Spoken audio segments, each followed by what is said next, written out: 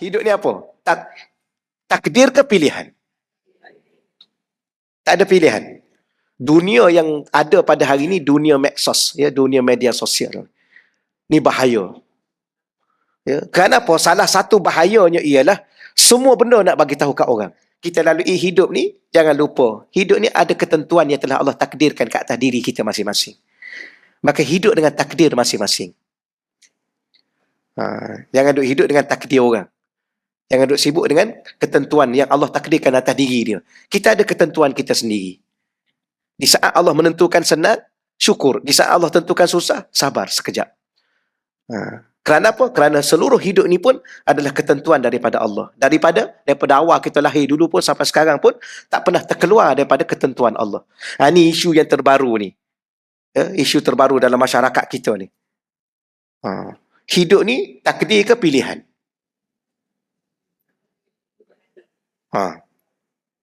Ni bising pula masyarakat kita ni. Yang saya kadang-kadang kita baca juga komen-komen tu, ya, tak nak baca orang post dalam telefon kita. Terpaksalah juga kita membacanya. Hidup ni apa? Takdir ke pilihan? Tak ada pilihan. Baik, cuma nak sebut yang tadi dulu.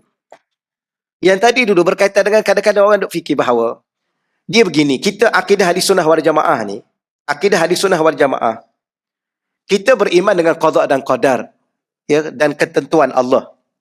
Cuma Allah Ta'ala ni dengan kebaikannya, dengan kemurahannya, Allah memberi kepada kita usaha dan ikhtiar. Usaha dan ikhtiar. Baik, apa makna usaha? Kita pun tak perlu terjemah lagi lah. Dalam bahasa Arab disebut al-kasbu. Cuma ikhtiar. Ikhtiar tu kalau kita terjemah, kita jarang kita terjemah ikhtiar. Kita terjemah asal bahasa Arab al-kasbu wal ikhtiar. Al-kasbu wal ikhtiar. Al-kasbu usaha. Al-ikhtiar membuat pilihan. Membuat pilihan.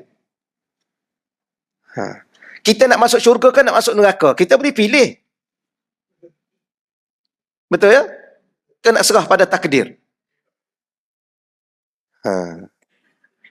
Tapi hidup ini seluruhnya berjalan dengan takdir. Berjalan dengan ketentuan Allah. Tetapi Allah yang maha mulia, yang maha pemurah, Allah bagi kita usaha untuk membawa diri kita kepada redha Allah. Membawa diri kita kepada rahmat Allah. Bahkan kita boleh juga buat pilihan kalau nak dimurkai oleh Allah. Cuma di saat kita usaha dan kita buat pilihan itu, usaha dan pilihan itu dengan izin Allah. Kalau tidak diizin oleh Allah dan tidak termaksud dalam ketentuan Allah, dengan usaha itu kita berjaya, maka tak akan berjaya juga kita. Dan bila mana kita buat pilihan dan tidak tidak mengikut atau tidak bertepatan dengan pilihan Allah, maka tak akan terjadi pilihan itu. Nanti kita kena faham juga. Maknanya, bila mana sesuatu itu berlaku, dia adalah dalam ketentuan dan pilihan Allah. Kena menerimanya. Walaupun pada zahirnya kita membuat pilihan kita sendiri. Memang ada pilihan dalam hidup ni. Nak solat tak nak solat, pilih sendirilah. Nak jadi hamba Allah ke nak jadi hamba syaitan, boleh pilih. Okey ya? Jadi perkara-perkara seumpama ini benda-benda yang kita lalui dalam hidup kita ni, tapi akhirnya hidup ni adalah dengan ketentuan Allah. Boleh buat pilihan, boleh usaha, tapi akhirnya usaha dan pilihan itu akan berlaku mengikut ketentuan dan pilihan Allah. Dia begini. Sesuatu tu dah tertulis dan termaktub. Tapi kita tidak tahu apakah kita tertulis sebagai orang yang baik ataupun orang yang jahat. Kita tak tahu. Maka sebab tu hidup ni dengan syariat. Hidup kita lalui dengan syariat. Kita buat, Allah suruh kita solat, solatlah. Jangan kata, saya ni kalau solat pun, kalau saya dah takdirkan masuk neraka, tahu ke kita dah tidak masuk neraka? Tak tahu. Dan Allah ni Subhanahu Wa Taala ini, bahawa dia ni akan memudahkan kita jalan-jalan kita. Kalau kita ahli syurga, Allah akan memudahkan kita jalan ke syurga.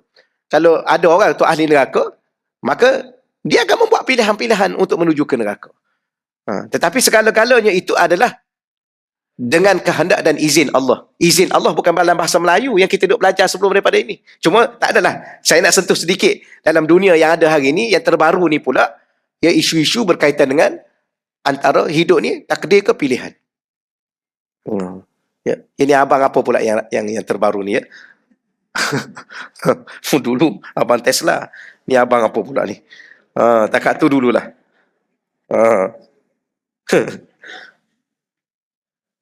Biarkanlah dia dengan kehidupan dia. Kita duk sibuk dengan dia buat apa? Contoh, tapi puan-puan okey. Puan-puan okey kan? Puan-puan tahu tak cerita ni? Tak tahu lah, tak tahu lagi bagus daripada tahu. Okey, setakat tu dululah. Cuma kadang-kadang di luar sana macam-macam cerita rupa-rupanya, akhir sekali bimbang-bimbang orang bercakap mengatasi batas-batas yang selayaknya. Ya, sehingga mempertikaikan itu dan ini. Sehingga melupai bahawa hakikat kehidupan adalah dengan Allah.